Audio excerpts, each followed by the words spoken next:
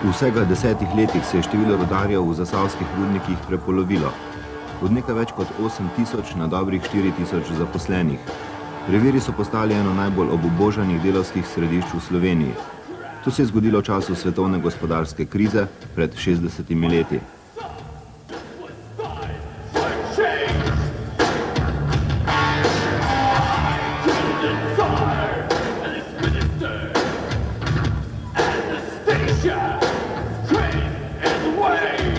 Letos je v zasavskih rudnikih zaposlenih dobrih 4000 mož, 1200 preveč. V naslednjih 10 letih se bo njihovo število prepolovilo. Zgodovina se je ponovila in enoznačnost gospodarstva revirje spet spreminja v slovenski geto.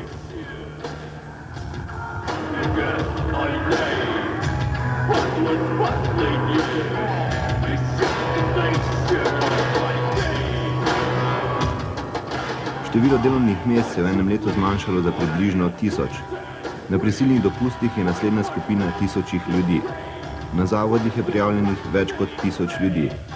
Seštevki ocen o preveč zaposlenih v posameznih podjetjih dajejo nove tisoče. Na obzorju pa so novi stečaji.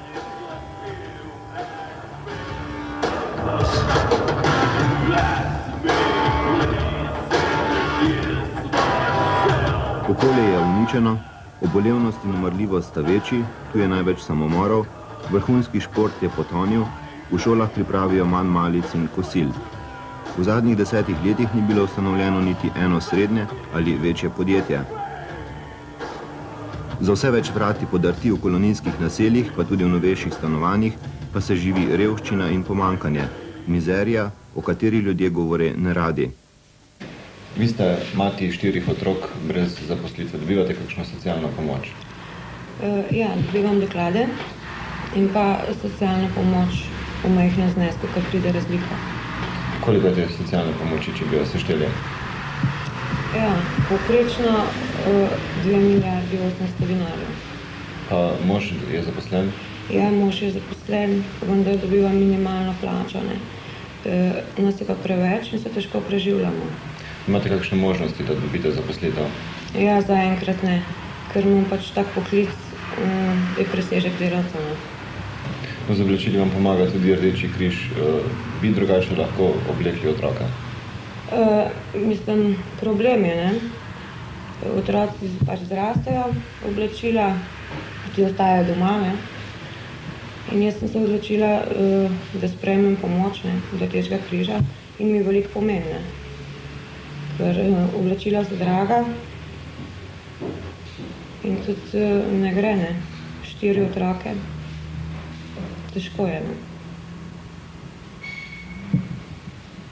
V teh kriznih časih so se pa občani tako odzovejo, da tudi med letom odvečno garderobo prinašajo na sedež Rdečega križa. Pa vam oblačila potem obležijo? Ne, to pa ne. Pri nas je zdajle zadnja leta, predvsem lahko rečem, da čez 100% občanov več kot prejšnja leta, ko to pomoč potrebujejo, še kako potrebujejo. Kdo predvsem prihaja? Predvsem mamice samohranilke. Zdajle v zadnjem času pa tudi občani, ko so družine, ko so ostale brez službe, ne po svojih krivdih, iz 2, 3, tudi 4 otroci, ne. Koliko časa že živite v Sloveniji? 17 godina. Bili ste zaposleni pri RGD-ju, pa je šlo podjetje v stečaj in ste ostali brez službe? Jest. 17 godina sam na RGD-ju bio, 11 godina kako sam invalid. Od 81. sam kategorisan invalid, križ operiran, po operaciji trombozu dobio i sad jednostavno u prvoj turi, kad su knjige davali, bio sam, ne ja, nego pretežno su sve invalide pobrali van i izbacili. Torej ste od junija brez zaposlitve, dobivate kakšno denarno nadomestilo? Ja dobivam 5200 sad kao denarno nadomestilo iz Ljubljane, i plus otroški dodatak imam iz socijalnog davda. To denarno pomoč boste prejemali le še leto in pol? Ja. Računate, da se boste lahko zaposlili? Ja, ko bi me invalida.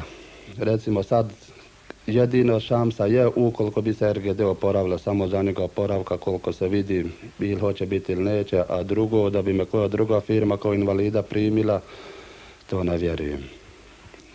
Jer toliko je danas nezaposlenih, zdravih, mladih, pa da mene neko invalida uzima, ja sam i tako u svojoj firmi zadnjih 10 godina samo čuvar bio, onda ko će biti takav dobar da mi ga vidjeti, da me primi ponovo opet u službu. Je vaša žena zaposlena? Ne. Imate pa 3 šoloobvezne otroke? Jeste. 1. razred, 5. i 6. V letu 1990 je v primerjavi z letom 1989 naraslo število upravičencev. Predvsem se je naraslo pri subvencijah stanarine, denarnih pomočeh otrokom in pa pri enkratnih denarnih pomočeh. Enkratne pomoči so v tem obdobju narasle za približno 40%. To je sigurno odraz sedanjih ekonomskih razmer. Te enkratne pomoči dodeljujemo sicer upravičencem prej naštetih pomoči. Namenjene so bi bile za nakup šolskih potrebščin, za sofinanciranje letovanja, šola v naravi in pa za ozimnico. Kako v velikem stanovanju živite? Ja, 42 kvadrata sobo i kuhinju imam, u sobi sve 5 spavamo tam. Kaj pa stranišče in kopalnica? Stranišće imamo vani skupno, po 2 stranke na jedno stranišće idemo, tako ga imamo grozno tam da uopšte djecu ne mogu ni pustiti tam, da pretežno kaklicu upotrebljavaju pa moramo nositi za njima tam. Kako izgleda vaše običajno kosilo? Pa to baš ne bi volio da svako zna što mi jedemo, ali inače mogu reći ono što pretežno više i ne bi jelo. Jer ne mogu se privožiti toga da imam, evo, recimo prvo ti je kruh ne mogu u trgovini kupovat, što mi je najpotrebnije, moramo ga sami peći. Onda ovako, kako kad stigne krompir, pasulj, pa tako te vragolije, kako kad šta stigne, ali drugačije pa da je ono pravo, ne stigne. Imate vrt, lahko kaj predelate sami? Ja, šta imam vrtla dol, ko za ovu jednu kuhinju, samo šta se tu more, samo salati, malo privredi, drugo ništa. Dejansko pa je stanje takšno, da 38% družin, ki so kakorkoli deležne pomoči, ne dosega 70% dogovorjene socialne varnosti. Vi ste mati samohranilka z 2 otrokoma, zaposlitve pa nimate. Dobivate kakšno socialno pomoč? Ja, dobivala sem do prejšnjega leta, 1. decembra se je nehal, ne. Sedaj pa sam dobivam še otroški dodatek. Koliko to znese? Na enega 680 dinarjev. In eden od vaših otrok je šoloobvezen. Ja. Lahko kosi in malica v šoli? Ne. Koliko bi bilo treba plačati za kosilo in malico? Več, kot dobi otroškega dodatka. Torej nimate nobenih drugih denarnih sredstev? Ne. Živim pri materi, je pa zaposlena pri SGP Zasavje Trbovlje. Ona kar nam pomaga, pa ta otroški dodatek, drugo pa neč. Živite v zdravem stanovanju? Ne. Precej vlažno je, veliko stanovanje, sam je brez kopalnice, velika vlaga je. Otroci so večina bolani in mama je bolana, je bila na Golniki, zaradi tega stanujem sam. Kaj ste po poklicu? Po poklicu sem konfekcionar. Pa imate kakšne možnosti za zaposlitev? Ne. Med temi iskalci prevladujejo predvsem mladi ljudje, to je do 26 let starosti. V njih vključujemo seveda tudi pripravnike in pa predvsem ženske so največji problem. Pa so kakšne praktične možnosti za te težko zaposljive kategorije, da dobijo posel? Praktične možnosti imamo predvsem s sofinanciranjem pripravništva, ki ga uvajamo že nekaj časa. Koliko ste jih v preteklem letu uspeli zaposliti? Ja, uspeli smo jih zaposliti zelo malo. Če pogledam, vsak mesec približno 5. Organizacije so nam absolutno zaprle vrata, sploh za naše brezposelne ljudi. Prihajajo stečajniki, sicer zaenkrat samo iz trboveljske občine, pa vendar jih še pričakujemo tudi iz hrastniških organizacij. Upate, da bo bolje? Ja, to vsekakor ne. Je treba upati na bolje. Ja, svi smo mi za to. I svi mislimo u to, samo da li će to biti, da li neće, to ostaje da vidimo. Ja, upajmo, ne. Saj privat bilo kod, ne sam da bi se dobil. Upajmo, da se bo dobil.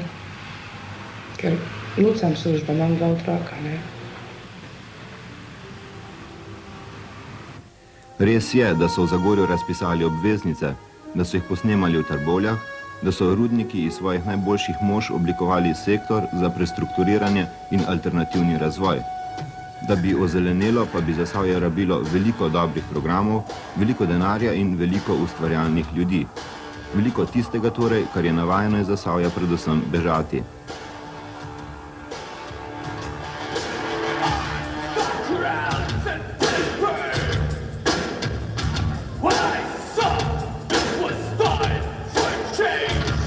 Kljub dejstvom mnogi še vedno ne verjamejo, da je nekega obdobja dokončno konec.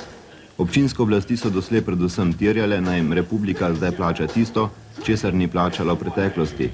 Republika, ki je svojo žagasto energetsko politiko soustvarjala današnje Zasavje, jasno pravi, da je država slab gospodar in da računanje na njeno skrb ne pomeni rešitve.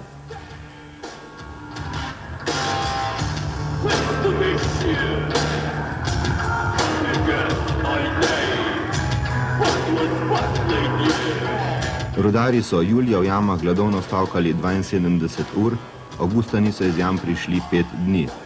Samo v Trbovljah s 14 tisoč prebivalci je bilo brezposelnih več kot 1000 ljudi, brez kakršnih koli življenjskih sredstev pa 2100 ljudi.